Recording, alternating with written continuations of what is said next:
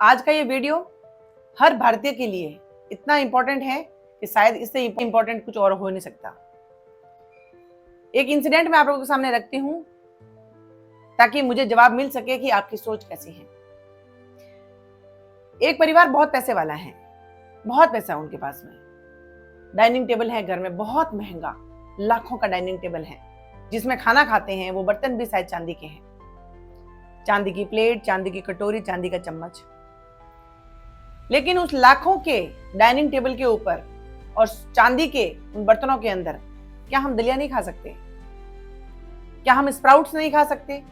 क्या हम सैलेड नहीं खा सकते? क्या हम वो चीजें नहीं खा सकते जो हमारे हेल्थ के लिए बहुत जरूरी हैं या बहुत अच्छी हैं, बेनिफिशियल हैं? क्या हम नहीं खा सकते उनसे? खमागणी, मैं हूं शुभा भाटी।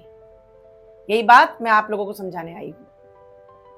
अभी थोड़े दिन पहले मैंने एक वीडियो बनाया था, उसमें मैंने बताया था कि हमारे बच्चों के लिए कैसी बुक्स जरूरी हैं और हम हमारे बच्चों को कैसे एनवायरनमेंट में रखें, ये हमारे लिए बहुत जरूरी है। उसमें 2-4 लोगों ने कमेंट किया, उसमें ये बताया तो क्या हम हमारे बच्चों को गवर्नमेंट स्कूल में डाल दें? देखिए, गवर्नमेंट स्कूल में डालना नहीं डालना वो आपकी इच्छा है, वो भी एक विद्यालय ही है और उसको कोई प्राइवेट एक या 2 मालिक नहीं, पूरी गवर्नमेंट चलाती है। लेकिन उसके बावजूद भी अगर आपको ऐसा लगता है कि हमारे बच्चों के लिए वहां पे सुख सुविधाएं नहीं है, तो मेरा इंटेंशन ये नहीं था कि आप लोग बच्चों को गवर्नमेंट स्कूल में डालिए, और डालने में कोई बुराई भी नहीं है।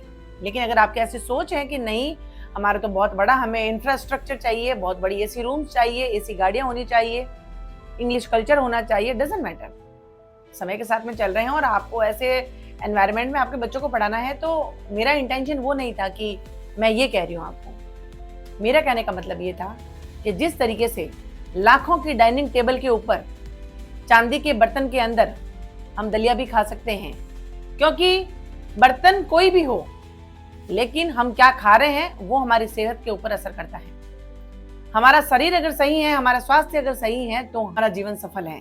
वरना अगर हम हजारों बीमारियों से ग्रसित हो जाएं, उन चांदी के बर्तनों के अंदर, उस लाखों की डाइनिंग टेबल के ऊपर हम लोग रोज जंक फूड खाएं, हम लोग रोज ऐसी चीजें खाएं जो हमारे शरीर के लिए बिल्कुल ठीक नहीं है, हमारे स्वास्थ्य के लिए बिल्कुल ठीक नहीं है, तो शायद न वो चांदी के बर्तन आपके काम आएंगे, न लाखों की डाइनिंग टेबल आपके काम आएगी, और न ही आप अपने जीवन में कुछ कर पाएंगे। यही बात और यही उद्देश्य था मेरा आप लोगों को समझाने का। आप कितनी भी बड़ी स्कूलें देखिए, ठीक है, आप आपके बच्चों को बहुत अच्छा एनवायरनमेंट देना चाहते हैं, एसी रूम्स आपको चाहिए, बहुत अच्छा लाखों का फर्नीचर उस स्कूल में होना चाहिए, इंफ्रास्ट्रक्चर बहुत तगड़ा होना चाहिए वहाँ का, आपका बच्चा एसी गाड़ी में चला जाए, डजंट मैटर। लेकिन ये सब सुविधाएं देने के बावजूद सबसे इंपॉर्टेंट जो थिंग है वो ये है कि हमारा बच्चा वहां पे क्या सीख रहा है, उसके ऊपर तो हम जोर लगा ही सकते हैं, उसके ऊपर तो हम हमारा ध्यान केंद्रित कर सकते हैं। कोई फर्क नहीं पड़ता कि हम हमारे बच्चों की 5 लाख फीस भर रहे हैं। अगर आप अफोर्डेबल हैं, अगर आपके पास में पैसा है, तो भरिए, आप लोग फीस भरिए, 5 लाख, 10 लाख, जितना भी आप भर सकते हैं भरिए। लेकिन जो आपके बच्चे की नींव को मजबूत करेगा, जो आपके बच्चे की जिंदगी बनाएगा, जो सकारात्मकता से भरेगा और जो आपके बच्चे को कॉन्फिडेंट बनाएगा या फिर एक अच्छा इंसान बनाएगा, एटलीस्ट वो कोशिश तो हम कर ही सकते हैं। हम लोगों को पता नहीं किसने ये चीजें सिखा दी हैं और हम पता नहीं कौन से भ्रम में जी रहे हैं कि हम लोग पैसे वाले लोगों से डरते हैं, और स्पेशली मध्यम वर्ग के लोग।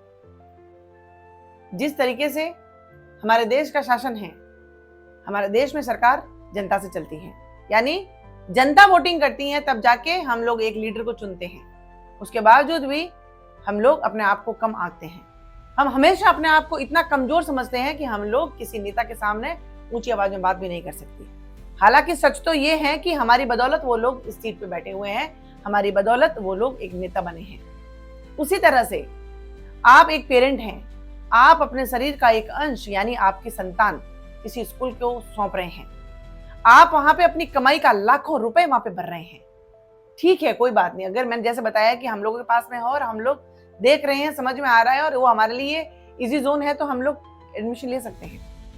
लेकिन एटलीस्ट जो हमारे बच्चे के लिए, जिंदगी के लिए सबसे इंपॉर्टेंट थिंग है, सबसे इंपॉर्टेंट कंटेंट जो है वो है उसका स्टडी मटेरियल।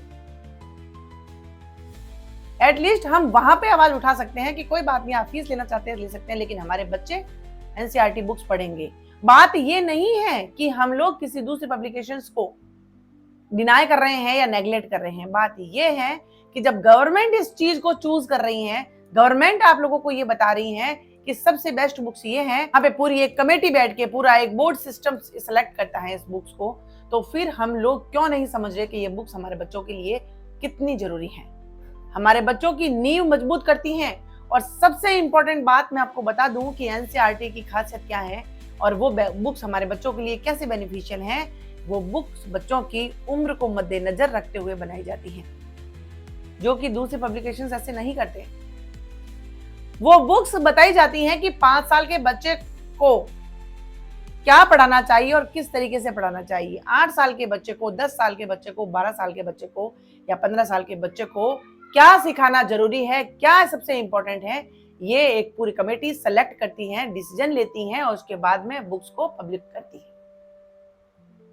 क्यों हम लोग नहीं बोल सकते हैं कि स्कूल की फीस आपकी मर्जी पे आप ले सकते हैं, लेकिन बुक्स आप एनसीईआरटी ही या फिर हमारे बच्चों की जो नींव मजबूत करें वही बुक हमारी होनी चाहिए।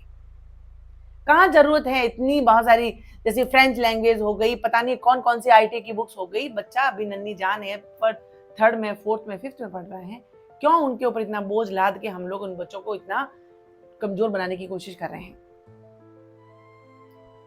सबसे बड़ी बात मैं आज बता देती हूँ आपको, बच्चे आपके हैं, डिसीजन भी आपका ही होगा। अगर हम लोग ये कह रहे हैं कि लाइफ ट्रेंडिंग है और जैसे हम लोग जो भेड़ चाल में हम लोग चल रहे हैं, ये भेड़ चाल एक दिन सबको ले डूबेगी। क्योंकि आप सोचिए कि किसी को नहीं पड़ी है, ना आपकी ना आपके बच्चों की। अगर सही मायने में बताऊं आपको तो किसी को नहीं पड़ी है। जो सरकार हमने बनाई है वो सरकार अगर हमारे हित में सोचती, अगर बच्चों का भविष्य सोचती, तो हर स्कूल को, किसी भी स्कूल को परमिट देने से पहले या फिर उसको मान्यता देने से पहले ये बाउंड करती कि स्कूलों के अंदर आप फीस, चाहे इंफ्रास्ट्रक्चर की फीस आप कुछ भी लेंगे, लेकिन बुक्स आप एनसीईआरटी ही सिलेक्ट करेंगे। बहुत सारे स्कूल करती भी हैं, बहुत सारे स्कूल करती भी हैं कि एनसीईआरटी बुक्स तो लेंगी लेकिन उनको पढ़ाएंगी नहीं। वो सिर्फ दिखावे के लिए कि आपके साथ में, और उसके साथ में बहुत सारी एडिशनल बुक लगा देंगे, सिर्फ वही पढ़ाएंगे वो लोग। इससे आपको बहुत सारी चीजें समझ जानी चाहिए, समझ में आनी चाहिए हमारे बच्चों की नींव को किस तरीके से खोखला और कमजोर किया जा रहा है।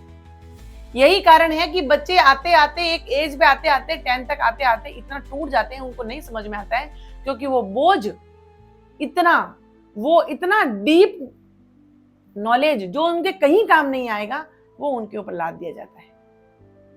आज भी वक्त है, होश में रह के काम करिए। बच्चे को जन्म दिया है, जन्म तो एक जानवर भी अपने बच्चे को देता है, लेकिन उसकी परवरिश कैसी है, इस शायद ये सब सोचने के लिए ईश्वर ने हमें बुद्धि दी है, और इस बुद्धि का सही उपयोग करके बच्चों के हित में डिसीजन लीजिए। आवाज उठाना सीखिए।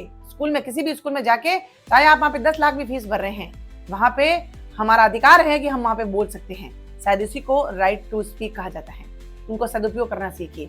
आप आराम से बोल सकते हैं, वहाँ पे बोल सकते हैं कि हमारे बच्चों के हित में ये बुक्स हैं और हमारे बच्चे यही बुक्स पढ़ेंगे। आपको फीस चाहे कुछ भी ले लीजिए, लेकिन बुक्स हमारी यही होगी। जिस दिन ये आवाज एकजुट हो जाएगी, अच्छे जो जितने भी एजुकेशन के नाम पे बिजनेस खोल के जो लोग बैठे हैं, उन सब की दुकानें बंद हो जाएगी।